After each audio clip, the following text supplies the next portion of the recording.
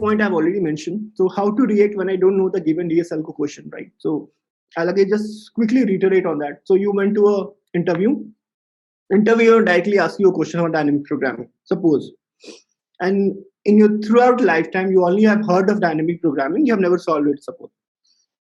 So do you just give your hands up and say, no, I'm not able to solve this question because it's a dynamic programming question I've never solved in my life, it's never used in my project, so can you move to the next question?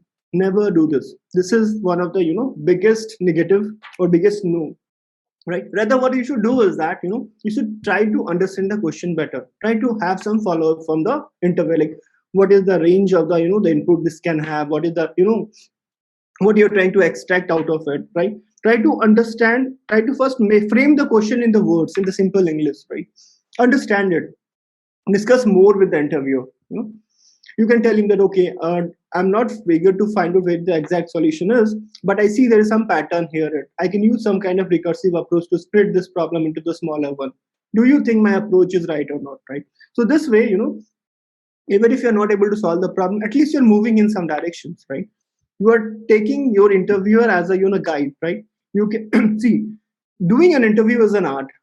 I personally believe it.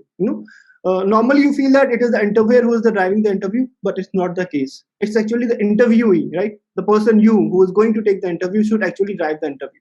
And the day when you learn this art is when there will be no problem in you cracking any of the interview that you want.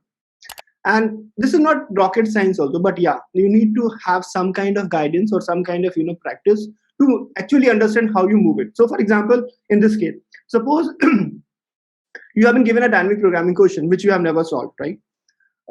But you have the understanding of other concepts well. For example, you have a very good hold on the recursion, and you know how to break a bigger problem into the smaller one because you know how the recursion works. Now you have been given a dynamic programming problem, and the interviewer asking this question. Your strong point is recursion, right?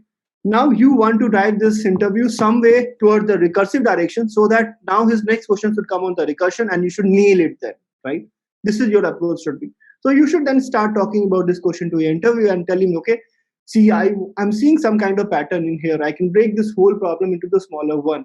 Why not? Can we try some kind of recursive approach to us? And then he will say, okay, let's go for the recursive approach for this problem. And then you can move to the recursive direction. At least you'll be able to solve it some way. So actually, it's not the interviewer, but you are who is actually, driving the interview. And you are actually playing on your front foot. You are actually playing on your strong points, right? And this is the key that you have to inculcate with the practice and with the guidance and with the mentorship. Or even if you're trying to do it on your own, always trying to think in this direction, that what should I speak in the interview that I direct the interview in the direction which I am good at.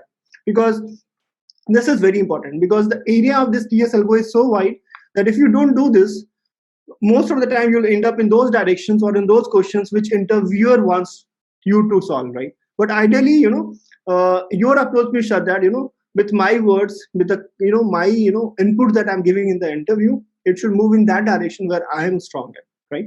This I know that it's easy saying than doing, but trust me, it happens. I've helped many of the students and professionals for this, and with a personal experience as well.